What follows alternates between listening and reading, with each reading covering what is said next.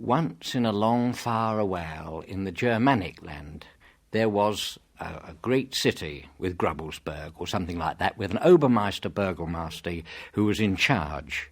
Now, there they had a surfeit or rat safari, where all they used to creep now, gnaw, sniff and gribble into the early morn and the late eveage there, biting the bits of the table, also the tea clothers, and when people were asleep in their beds, so these rats would gnaw into the sheebs and also the whiskers of those who was dangling over.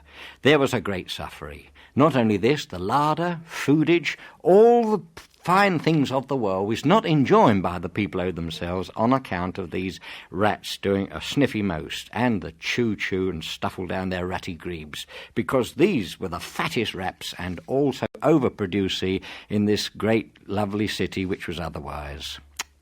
Now, there was such a folly about this that the Oberbürgermeister called a great gathering in the marquee.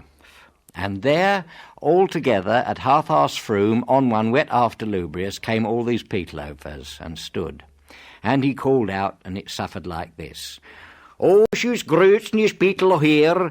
I've the rattage for your greer, and oh, should get ridden for this rattage greer, 5,100 grubles, I's a reward for your through." And so all the people thought, what a wonderful thing. And they tried and tried, but there was no way. They tried neppers, they tried ordinary box-type for lolloping down traps for getting rid of these things, but no. Until one day there came a message, and it went on the door of the Oberbürgermeister's study, and he said, "Herein, Scrootzen, komm he." So in came a little timid little man who said, "Herr Oberbürgermeister, I would like from to get riddage of your ratting, and I have my little pipe." He said, "That's nicht gut, war schnozen, that's nicht gut getting ratten. But believe me, sir, I can get rid of me on this piper. I could do this, I honest to show him." And so he agreed, and he gave him through and seps on account, which he's stuffing in his pocket, to go and get half a pie load of brew flame.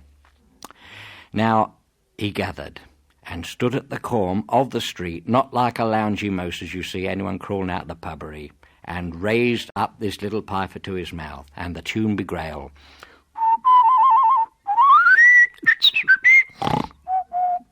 And gradually the small rats, middle rats, crurth rats and sclurvy rats, the grold rats, bogger rats, churver rats and snibble rats, all came grurtly trittly how, snuffed there and gave their bow.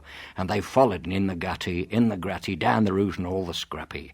And they followed to the ribbage, down, deep down he walked it, and he himself wore a snorkely, and he was able to breathe it. But all the rats did a gurgly motion, drowned eggers, for deep down, fathom they all labour in Davy Jones or Lockie Locker in the bottom of the Rhyny river which flow up to the Drachensfield. Well, he went back, and the Obergarbagmeister said, "Was für eins, es gibt nicht 300 Goldens für?" And he said, "Well, I only ask prizes which you gave him for getting rid of the rattage." Was, "Oh, no, take 3 and 6, ich versteigt so." But he wouldn't take it. And after all, what a meanie for stuffing through and sips and getting rid of all this rattage. But, of course, the Oberbürgermeister was insisty, stuffing half a crown of shilly in the hambage and kicking him to bocus and run away. Oh, dear.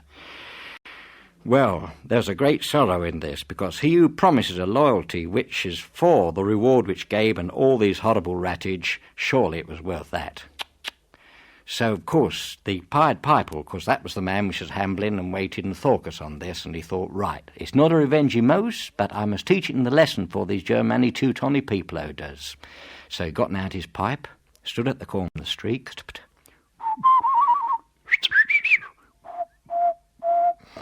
a deep thundermold of music, which is, you know, harmonic discord, stood there, and then out came the childers, small childers, medium childers, large childers with dangly trousie, others with no trousie torn the shirt and hangy there, others with the bruisey mosters, arm peggers wrapped up, all from the hospital, all from the housey. So these Pietlows wandering 2 by 3, 4 by 4, and also he played this tune, and so they marched in stepper to the far away hillocks there into the mountains.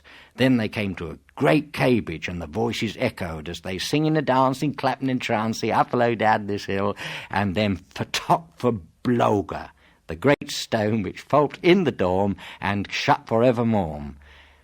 Well, the Oberbürgermeister was deep folly for this, and says, "Where you've taken us now, and childers creating thou?" He said, "Well, you only gave me 3 and seps to get rid of the ratty, so I've to bury the childers and give me the other roobload." But whether he ever got those 344 pieces of gold an acre, I don't really know. But all I can say is the moral of the story is, if a deep promise he most, don't suffer "I'm all right, Jackie," because there's always a bit left over.